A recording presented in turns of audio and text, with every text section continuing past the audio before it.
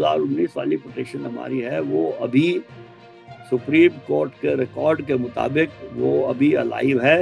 ना उसकी हियरिंग हुई है, ना उस पर फैसला हुआ है, ना वो इनफेक्चुअस हुई है। अनक्लियर और इनकम्प्लीट जजमेंट है।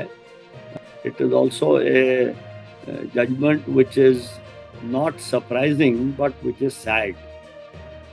ये पिटिशंस को डिसमिस करना और ये कहना कि जिन्होंने ये की है उनकी तो इच्छाएं कुछ गलत थी, कि प्रिंसिपल ऑफ रेस जुडिकेटा, कि जो आदमी एक चीज पे मुकदमा दायर करके हार जाता है वो उसी बात पे दोबारा से मुकदमा नहीं कर सकता।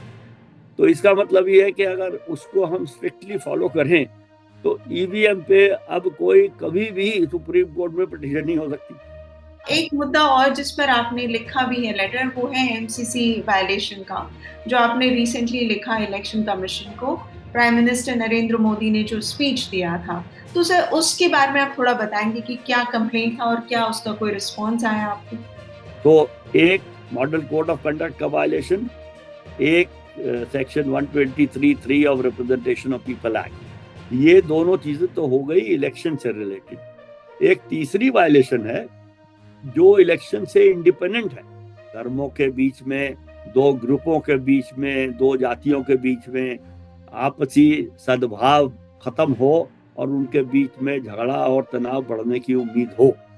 ये इंडियन पीनल कोड की धारा 153 के अंडर एक ऑफेंस है।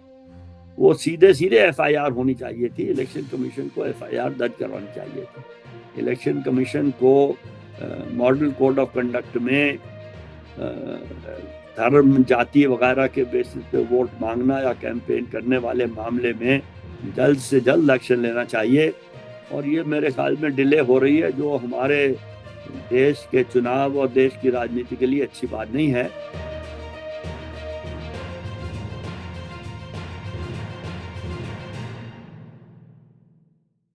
हेलो, नमस्ते, आदाब और सत श्री अकाल। मेरा नाम पूनम अग्रवाल है और एक्सप्लेन एक्स में आपका स्वागत है। आज मेरे साथ है मिस्टर जगदीप चोकर, जो कि फाउंडर मेंबर हैं एडिया, एसोसिएशन फॉर डेमोक्रेटिक रिफॉर्म। ये वही एसोसिएशन है जिसने इलेक्टोरल बॉन्ड्स और ईवीएम जैसे इशू पर पिटिशन सुप्रीम कोर्ट में फाइल किए हैं।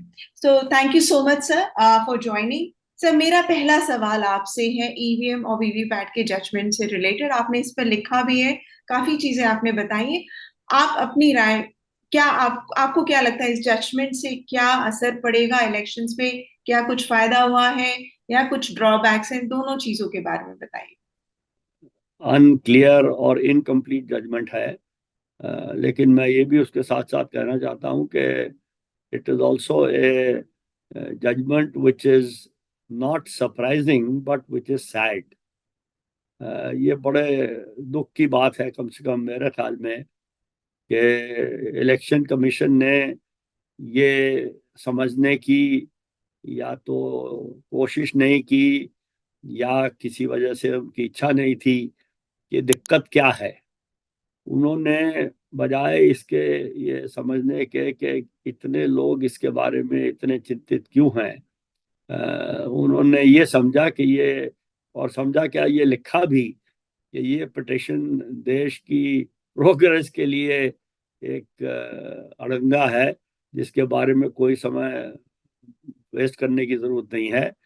तो ये, और सबसे बड़ी जो आयरनी है वो ये है कि उन्होंने कहा कि इस इलेक्शन कमीशन के बारे में या ईवीएम के बारे में कोई, किसी ने ये आरोप नहीं लगाया कि कोई गलती हुई है।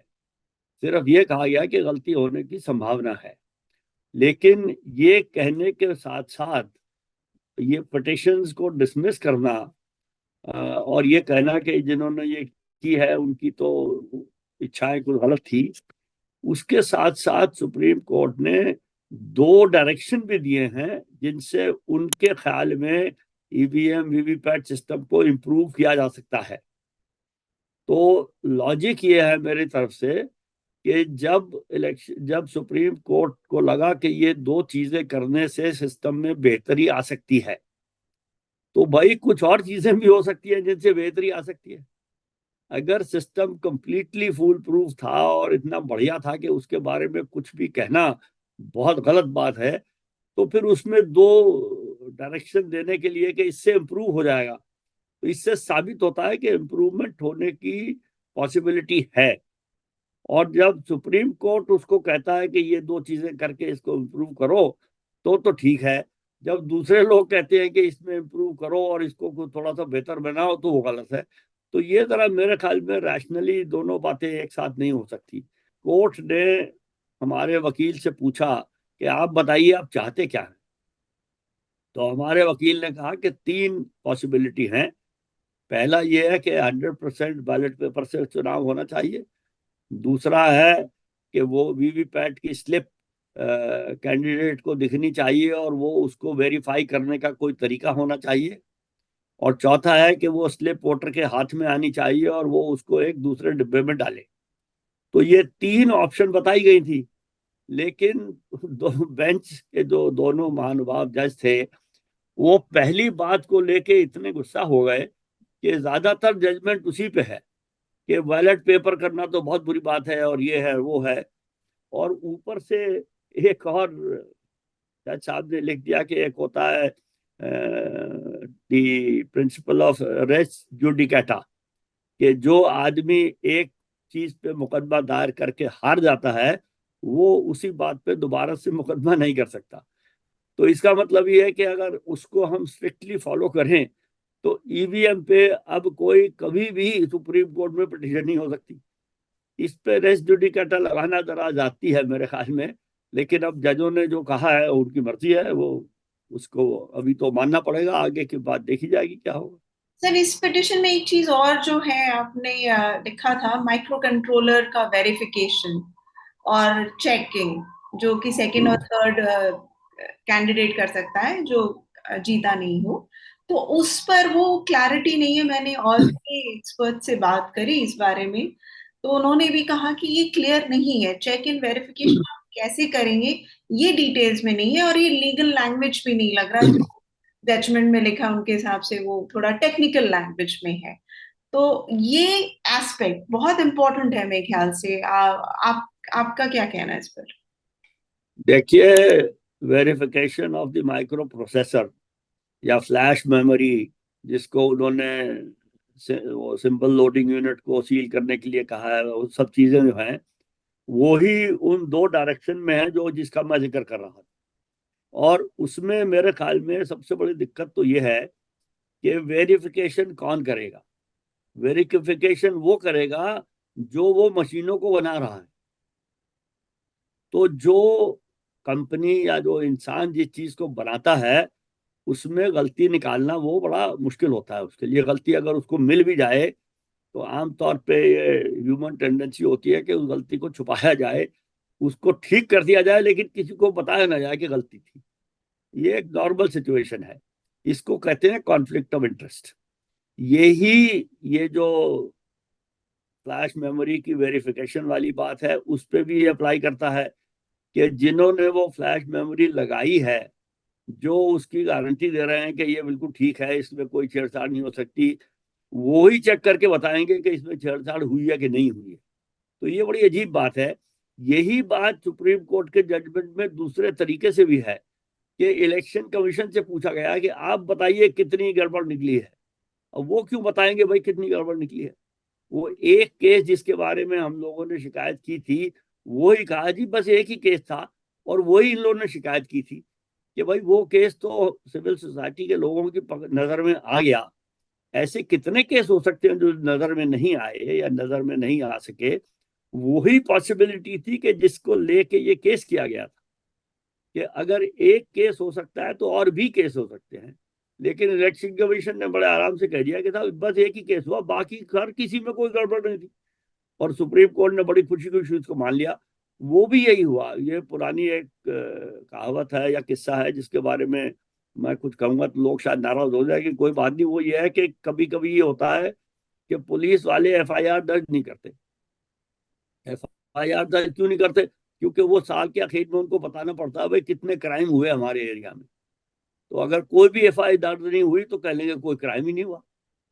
तो इलेक्शन कमीशन ने भी ऐसा ही किया है कि साहब कोई गलती हुई नहीं, जितने केस हमारे पास आए सब ठीक निकले और कोई प्रॉब्लम ही नहीं है। तो भाई वेरिफिकेशन या क्रॉस वेरिफिकेशन तो इंडिपेंडेंट एंटिटी को करना चाहिए जिसका उस काम करने में कोई हाथ नहीं है। तो वही ये माइक्रो प्रोसेसर की वेरिफिकेशन को अप्लाई करता है और वही इलेक्शन कमीशन की वेरिफिकेशन को अप्लाई करता है। तो सर अब क्या कॉन्फ्लिक्ट ऑफ इंटरेस्ट के बारे में मुझे ये लगता है कि बेंच ने उसकी तरफ कोई ध्यान दिया ही नहीं। तो सर अब ये जो जजमेंट में है, जजमेंट तो अब आ ही गया, अब क्या करा जाएगा? इलेक्शंस चल रहे हैं, लोग कैंडिडेट्स जो लड़ रहे हैं वो भी सोच रहे होंगे, लीगल एडवाइस ले रहे होंगे मेरे ख्याल से, अगर उन्होंने ढंग से पढ़ा हो।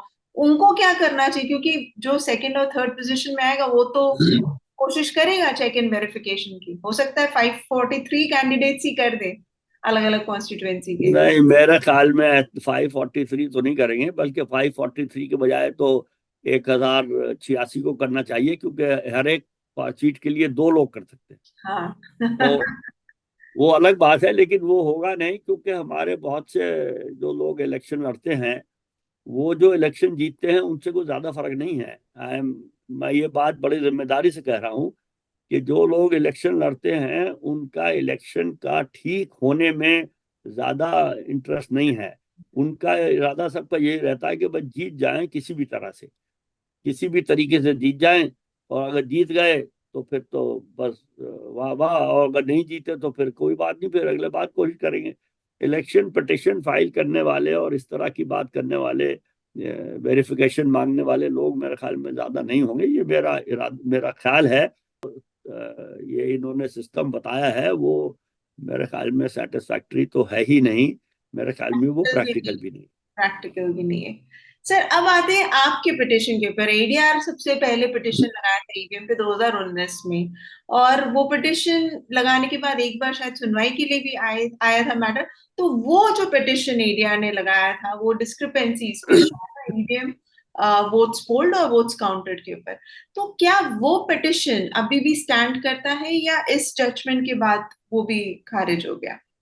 देखिए, जहां तक सुप्रीम कोर्ट का रिकॉर्ड बताता है वो पिटिशन स्टैंड करता है।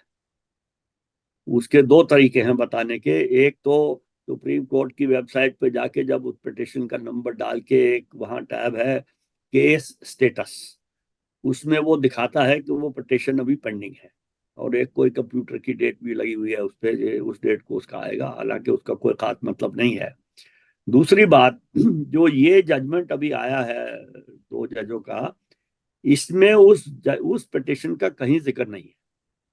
तो इसका मतलब है जो 2019 वाली पिटिशन हमारी है वो अभी सुप्रीम कोर्ट के रिकॉर्ड के मुताबिक वो अभी अलाइव है। ना उसकी हेयरिंग हुई है, ना उस पर फैसला हुआ है, ना वो इनफ्रक्चुअस हुई है। 19 वाली पिटिशन का मैं बता देता हूं आपको, जो हमारी उसमें प्रेयर थी। तो मैकेनिज्म रोबस्ट और ट्रांसपेरेंट होना चाहिए, जो वो फॉर्म देने चाहिए, और इन्वेस्टिगेट डिस्क्रिपेंसीज के बारे में बताइए, ये थी पिटिशन में। थे तो जो वो। एक मिनट, ये चीजें, ये जिस पे फैसला हुआ है उसमें नहीं थी, और जो प्रेयर फैसला हुआ है उसमें थी, वो इसमें नहीं थी। तो इसलिए रेस जुडिकेटा इसको अप्लाई नहीं करता। एक्चुअली हम लोगों ने ईवीएम पे कुछ काम, लीगल एक्टिविज्म किया नहीं था 2019 तक। लेकिन जब ये सामने आया कि पहले तो उनकी अपनी वेबसाइट पे votes counted and vote polled में डिस्क्रिपेंसी है, जब उस डिस्क्रिपेंसी का एक्सप्लेनेशन मांगा जाता है तो वो डिस्क्रिपेंसी अपनी वेबसाइट से हटा दी जाती है। उसके बाद जब उनकी स्क्रीन शॉट्स उनको दिखाए जाते हैं कि आपने तो हटा दिया लेकिन रिकॉर्ड तो है, तो फिर वो एक एक्सप्लेनेशन डालते हैं अपनी वेबसाइट पे। तो इसमें 2-3 बातें हैं इस क्लैरिफिकेशन में। एक तो खुद माना जा रहा है कि पहले 2-3 महीने लगते थे, अब हमने बड़ा अच्छा काम किया है। अब इलेक्शन का रिजल्ट डिक्लेयर होने से कुछ दिन बाद हम ऑथेंटिकेटेड डेटा बता सकते हैं। वोट्स पोल्ड एक का बात है, ऑथेंटिकेट डेटा किसका सर? वोट्स जितने गिरे वो हैं। सब कुछ, वोट्स पोल्ड, वोट्स काउंटेड, हाँ, हाँ। जिस दिन डेट रिजल्ट डिक्लेयर हुआ उस दिन ऑथेंटिकेटेड डेटा नहीं था इलेक्शन कमीशन।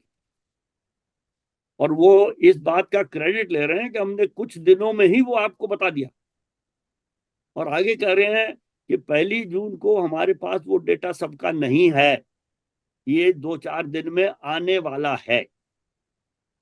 तो इससे ये जाहिर होता है कि काउंटिंग और result declaration and verification of data, इसमें कुछ कमजोरियां थी।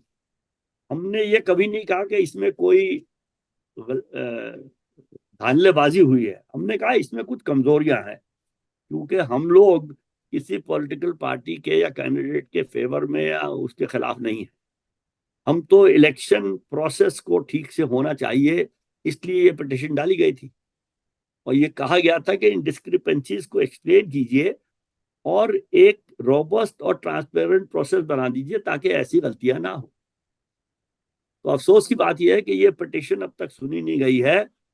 इस इलेक्शन में, जब इस वक्त इलेक्शन चल रहा है, तो इसी तरह की चीजें नजर आ रही हैं कि पहले कहा जाता है कि वोटिंग परसेंटेज 61% है, और उसके पता नहीं 11 दिन बाद या 10 दिन बाद कहा जाता है कि ये अब 66% है। यही मुद्दा वापस से शुरू हो चुका है, अभी भी वो परसेंटेज में दे रहे हैं, एक्चुअल हाँ, नंबर नहीं दे। तो अगर ये पिटिशन वक्त पे सुन ली जाती और इस पे कुछ फैसला हो जाता, तो शायद जो अब हो रहा है वो ना होता। सर आपने और मैं जो 17 नहीं और मैं जो आपको रेस जुडिकेटा की बात बता रहा था, हम्म, कि ये हो सकता है कि अगर हम इस पिटिशन को जल्दी सुनवाई करने की बात करें, खैर अभी तो इलेक्शन चल रहा है, कुछ सुनवाई करवाने की बात है ही नहीं। इलेक्शन खत्म होने के बाद हमारा इरादा है कि हम कहेंगे कि इसकी सुनवाई कीजिए। तो ये हो सकता है कि ये कहा जाए, कम से कम दूसरी तरफ के वकील तो ये कहेंगे ही कि जो दो जज की बेंच आई है जिन्होंने अभी ये फैसला दिया है, उसके बाद ये तो इनफ्रक्चुअस हो गई है। लेकिन मेरे ख्याल में ये इन्फ्रक्चुअस नहीं हुई, क्योंकि जो इसमें कहा गया था और जो इसमें मांगा गया था वो अभी भी वैलिड है। उन चीजों पे उस जो अभी जजमेंट आई है उसमें इसका कोई जिक्र नहीं है। तो ये पिटिशन वैलिड है और हम इसको परसू करेंगे जहां तक कर पाएंगे।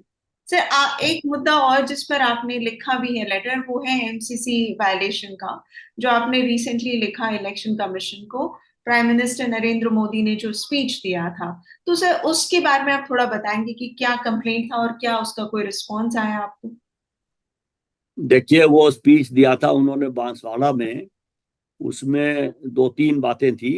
एक तो उन्होंने जो भी कहा था मैं उसको दोहराना नहीं चाहता, लेकिन उसमें रिप्रेजेंटेशन, एक तो मॉडल कोड ऑफ कंडक्ट का उल्लंघन था, जिसमें लिखा हुआ है कि जाति धर्म वगैरह के मामले में कोई वोट नहीं मांग सकता।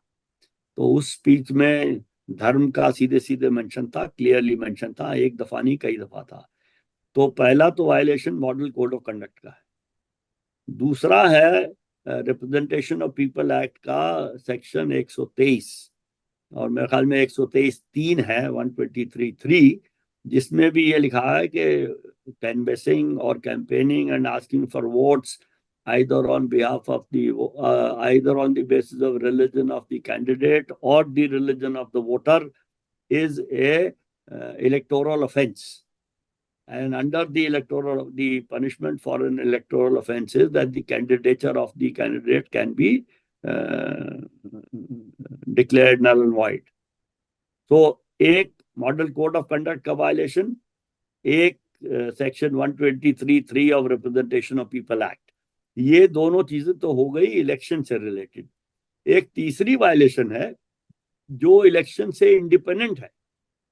आप फर्ज कीजिए कि इलेक्शन नहीं हो रहा, इलेक्शन का होने का कोई संभावना भी नहीं है, लेकिन कोई व्यक्ति ऐसी स्पीच देता है जिसमें वो ऐसे बातें कहता है जिससे दो धर्मों के बीच में, दो ग्रुपों के बीच में, दो जातियों के बीच में आपसी सद्भाव खत्म हो और उनके बीच में झगड़ा और तनाव बढ़ने की उम्मीद हो। ये इंडियन पीनल कोड की धारा 153 के अंडर एक ऑफेंस है, इलेक्शन के साथ ताल्लुक नहीं है। ये तो इंडियन जो जनरल सिविल लॉ है उसमें ऑफेंस है। तो ये तीनों ऑफेंस अपने आप में अलग अलग हैं, और सबसे सीरियस जो है ये इंडियन पीनल कोड वाला है, जिस पे तो मेरे ख्याल में, जहां तक कानून की समझ मुझे है थोड़ी बहुत, वो सीधे सीधे एफआईआर होनी चाहिए थी, इलेक्शन कमीशन को एफआईआर दर्ज करवानी चाहिए थी। लेकिन इलेक्शन कमीशन ने अभी तक उस पर कुछ कहा नहीं है। ये चिट्ठी शायद मैंने लिखी थी 22 अप्रैल या कुछ ऐसे, और उसका मुझे तो कोई एक्नॉलेजमेंट तक नहीं आया है। और कुछ लोगों ने उसके बाद भी चिट्ठियां लिखी। एक चिट्ठी अलग से इंडिपेंडेंटली करीब, मैं समझता हूँ 12,000 या कुछ ऐसे 18,000 लोगों ने साइन करके भेजी थी। उसका जिक्र तो प्रेस में कभी आया है। मेरी चिट्ठी का कोई जिक्र मैंने कहीं नहीं पढ़ा, ना मुझे कोई एक्नॉलेजमेंट मिला। लेकिन ये तो आपको भी पता है, सबको पता है कि कांग्रेस और एक और पार्टी ने कंप्लेंट की थी, जिन पे इलेक्शन कमीशन ने कांग्रेस और बीजेपी दोनों के प्रेसिडेंट से पूछा है कि आप ये इसके बारे में क्या कहना चाहते हैं। जब वो डेट खत्म होने से पहले दोनों पार्टियों ने आगे का टाइम मांगा। इलेक्शन कमीशन ने उनको टाइम दिया हुआ है। जहां तक मेरा ख्याल है, ये तो सिर्फ डिले करने का तरीका है। इलेक्शन कमीशन को मॉडल कोड ऑफ कंडक्ट में धर्म जाति वगैरह के बेसिस पे वोट मांगना या कैंपेन करने वाले मामले में जल्द से जल्द एक्शन लेना चाहिए। और ये मेरे ख्याल में डिले हो रही है, जो हमारे देश के चुनाव और देश की राजनीति के लिए अच्छी बात नहीं है। अब देखते हैं आगे क्या होता है। सर, बट आपके कंप्लेंट का आपने कहा कोई एक्नॉलेजमेंट भी नहीं आया है। सर, यहाँ पर मैं नहीं। थोड़ा वाइडर जाऊंगी, लार्जर पिक्चर। पास्ट में कैसा होता आ रहा है, क्या होता है, जब भी आप तो इतने क्लोजली इलेक्शंस को आपने वॉच किया है, कोई भी इस तरह का कंप्लेंट, एमसीसी वायलेशन का कंप्लेंट, किस तरह से कॉग्निजेंस लिया जाता था और अब बदल गया है? Lack of communication election commission की तरफ से बढ़ गया है, क्या कारण है? देखिए, कारण तो पता नहीं क्या है, लेकिन ये जरूर है कि इलेक्शन कमीशन, ये जो मैं अखबारों में पढ़ता हूँ उससे ये समझ में आता है कि कुछ कंप्लेंट तो ऐसी होती है जिन पे इलेक्शन कमीशन फौरन एक्शन ले लेता है, कुछ पे नहीं लेता है, और कुछ पे कभी भी नहीं लेता है। और अगर ये पिछले इलेक्शन की आपने बात की, 2019 के इलेक्शन में ऐसी ही कुछ सिचुएशन थी, जब उस समय के गृह मंत्री और प्रधानमंत्री ने कुछ ऐसे काम किए थे कि लोगों ने कंप्लेंट की थी, जिन पे इलेक्शन कमीशन कोई एक्शन नहीं ले रहा था। फिर एक सज्जन कोई सुप्रीम कोर्ट गए थे, सुप्रीम कोर्ट ने कहा कि आप एक्शन क्यों नहीं ले रहे हैं। इलेक्शन कमीशन ने कहा हमारे पास पावर नहीं है। तो सुप्रीम कोर्ट ने कहा कि आप किसी इलेक्शन कमीशन के बड़े अधिकारी को बुलाइए कल, हम उनसे पूछेंगे और उनको बताएंगे उनकी क्या पावर है। तो उसी दिन शाम को फिर इलेक्शन कमीशन ने एक्शन लिया। और ये वो इलेक्शन था जिसमें एक इलेक्शन कमिश्नर ने अपने उसके थोड़े दिन बाद इस्तीफा भी दिया। और इलेक्शन कमीशन में जो 3 लोग होते हैं, उनकी आपस में क्या बातचीत होती है उसके बारे में काफी रिपोर्ट हुआ था। अब उसके बारे में कोई ऑथेंटिसिटी तो नहीं है, लेकिन पता यही लगा था कि इलेक्शन कमीशन में कुछ मतभेद था और उसकी वजह से वो डिले हो रही थी और ये सब। तो ये इस तरह की चीजें 2019 से पहले तो ज्यादा नहीं देखने में आई थी। बल्कि मुझे मालूम है कि पहले इलेक्शन कमीशन ने जो उस समय मंत्री थे केंद्र सरकार में, उनको नोटिस दिए गए थे। और उनके बारे में एक चीफ इलेक्शन कमिश्नर ने प्रधानमंत्री को चिट्ठी लिखी थी कि ये ऐसा ऐसा बोल रहे हैं, आप कुछ करिए, नहीं तो फिर हमें एक्शन लेना पड़ेगा। तो ऐसी चीजें इलेक्शन कमीशन पहले कर चुका है। लेकिन इलेक्शन कमीशन का भी माहौल आई सपोज वक्त के साथ बदलता है और बदलता रहता है, कभी ठीक होता है कभी नहीं होता है। तो आजकल लग रहा है कि इलेक्शन कमीशन थोड़ा सा अब जैसे जो इलेक्शन कमीशन ने पॉलिटिकल पार्टियों को चिट्ठी लिखी, पॉलिटिकल पार्टियों के प्रधान प्रेसिडेंट्स को, उसमें ये लिखा कि स्टार कैंपेनर पार्टी बनाती है और पार्टी को स्टार कैंपेनर की जिम्मेवारी लेनी चाहिए। फिर ये लिखा है कि हालांकि the individual also is responsible for the actions or the speeches made, we will ask the party president on a case to case basis। कि भाई इंडिविजुअल जिसने स्पीच दी है उससे तो आपने पूछा नहीं, चाहे वो राजीव गांधी हो या राहुल गांधी हो या प्राइम मिनिस्टर हो, उन दोनों से तो नहीं पूछा डायरेक्टली, सीधे उनके प्रेसिडेंट से पूछ लिया। और दूसरे मामलों में उनसे डायरेक्टली पूछते हैं किसी से। तो ये कंसिस्टेंट पॉलिसी नहीं है इलेक्शन कमीशन की।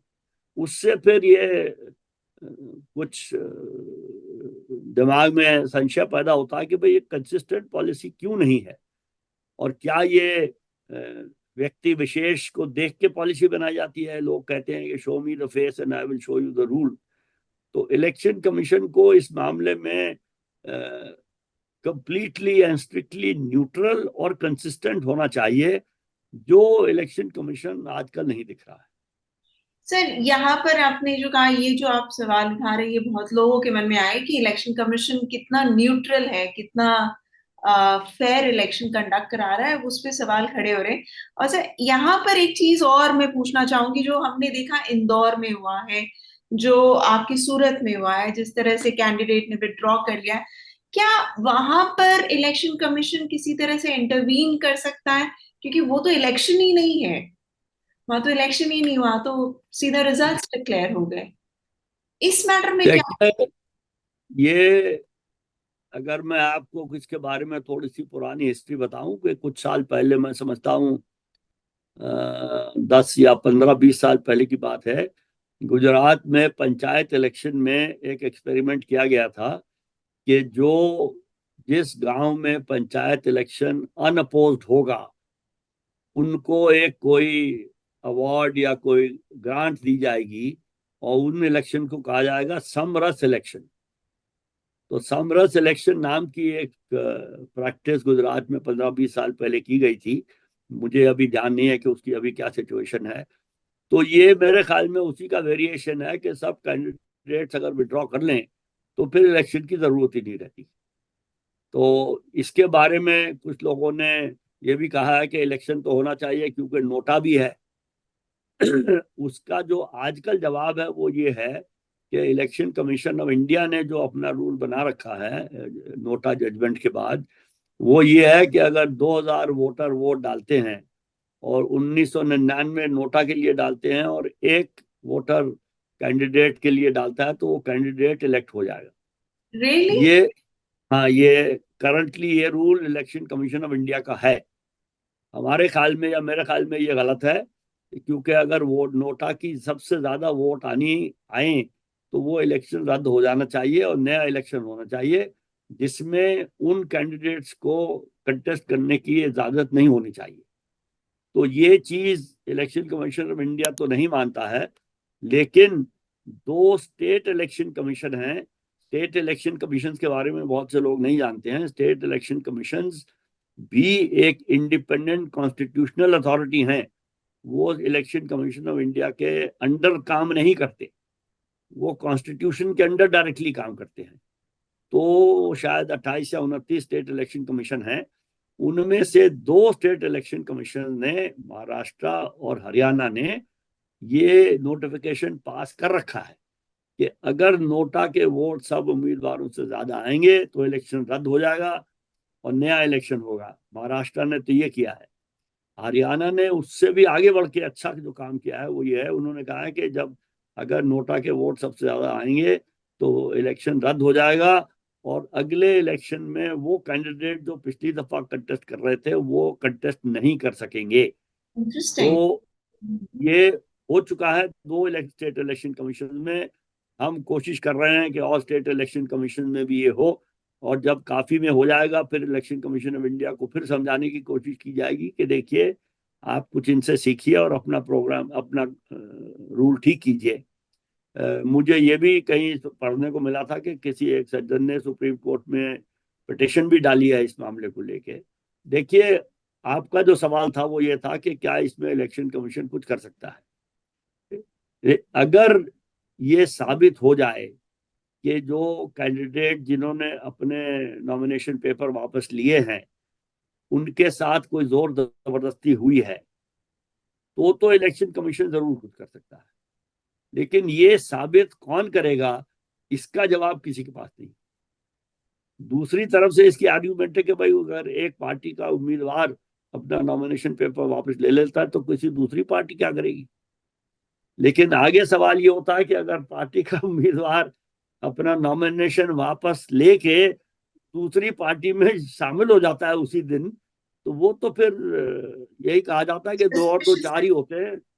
तो इन चीजों के बारे में भी इलेक्शन कमीशन को सोचना चाहिए और कुछ उनको प्रपोजल बनानी चाहिए कि ये वैसे तो on the face of it prima facie ये लगता है कि ये डेमोक्रेटिक प्रोसेस का वायलेशन है। ये इस इलेक्शन को फ्री एंड फेयर कहना मुश्किल है, मुश्किल क्या नामुमकिन है कि जहां कुछ उम्मीदवारों के वीडियो भी आए हैं जो मैं नहीं जानता वो सही है कि फेक है, जहां वो कह रहे हैं कि मुझको धमकाया गया, मेरे सिर पे पिस्तौल रखी गई, और मुझे एक केस में तो कहते हैं कि उसके खिलाफ 307 आईपीसी का मुकदमा दर्ज हो गया था, तो कोई 17 साल पुराने केस में। तो ये सब चीजें जो हैं ये इलेक्शन की फ्री एंड फेयर होने पे शक तो जरूर पैदा करती है, और वो अच्छी बात नहीं है देश के लोकतंत्र के प्रावधान के लिए, और ऐसी चीजें नहीं होनी चाहिए। और जो लोग इसके लिए जिम्मेवार हैं, इलेक्शन कमीशन की तो आर्टिकल 324 के अंडर पूरी जिम्मेवारी है कि जो काम या तो जिसके लिए कोई कानून नहीं बना है, जिसके ऊपर कोई सुप्रीम कोर्ट की जजमेंट नहीं है, उस पर इलेक्शन कमीशन जो मर्जी कर सकता है। इलेक्शन कमीशन की पावर बहुत ज्यादा है, लेकिन उसको इस्तेमाल करने के लिए जो लोग इलेक्शन कमिश्नर के पोजीशन पे आजकल हैं उनको अपनी जिम्मेदारी कॉन्स्टिट्यूशन की तरफ समझनी चाहिए। यही कहा जा सकता है, और क्या कहें। सर लेकिन एक चीज बताएगा, जो यंग वोटर्स हैं मतलब उन्होंने कभी ये देखा नहीं, क्या पहले भी ऐसा हुआ है जो इंदौर और सूरत में हुआ? मतलब मैं तो काफी हैरान थी ये देखकर कि ये तो इलेक्शन ही नहीं, यहाँ तो रिजल्ट्स है। तो ऐसा पास्ट में हिस्ट्री है apart from Gujarat panchayat elections जो आपने बताया? जितना मुझे मालूम है नहीं है। लेकिन दूसरी बात यह भी है कि पहले इतनी फ्रीली इंफॉर्मेशन और इतनी जल्दी इंफॉर्मेशन अवेलेबल नहीं होती थी। हो सकता है कुछ ऐसी बातें होती हों, लेकिन ये कहना कि बिल्कुल नहीं हुई मेरे ख्याल में मुश्किल है, और ये कहना कि हाँ हुई ये भी मुश्किल है, क्योंकि मुझे अपने व्यक्तिगत तौर पे नहीं मालूम है। लेकिन एक और मैं बात कह सकता हूँ कि वो एक पुरानी कहावत है, ये कुछ ग्रामीण क्षेत्रों में, कि अगर आप एक गिलास में दूध है आपका और आप दूध पी रहे हैं और आपके दूध में मक्खी गिर जाए तो आप उस दूध को पीना में आपको दिक्कत होगी। लेकिन अगर वो दूध का गिलास कहीं और रखा है और उसमें मक्खी गिर जाए और कोई दूसरा आदमी उस मक्खी को निकाल दे और जो आपको गिलास मिले उसमें कुछ नहीं है, सिर्फ दूध है, आपको उसके पीने में कोई दिक्कत नहीं होगी। तो कहावत का मतलब यह है कि वो कहावत कही जाती है कि मक्खी देख के दूध नहीं पिया जाता। उसको अंग्रेजी में कहते हैं कि what you don't know won't hurt you, कि अगर मुझे पता नहीं है कि जो सूरत में हुआ या इंदौर में हुआ ऐसा हो रहा है तो, और उसको कहते हैं इग्नोरेंस इज ब्लिस, तो मुझे लगेगा भाई सब ठीक चल रहा है। लेकिन जब एक दफा चीज आगे आ जाती है तो फिर उसको इग्नोर करना मुश्किल हो जाता है। और ये चीज तो काफी चर्चा में, तो पहले क्या होता था और क्या हुआ है मैं नहीं कह सकता, लेकिन जो अभी हो रहा है वो अच्छी बात नहीं है।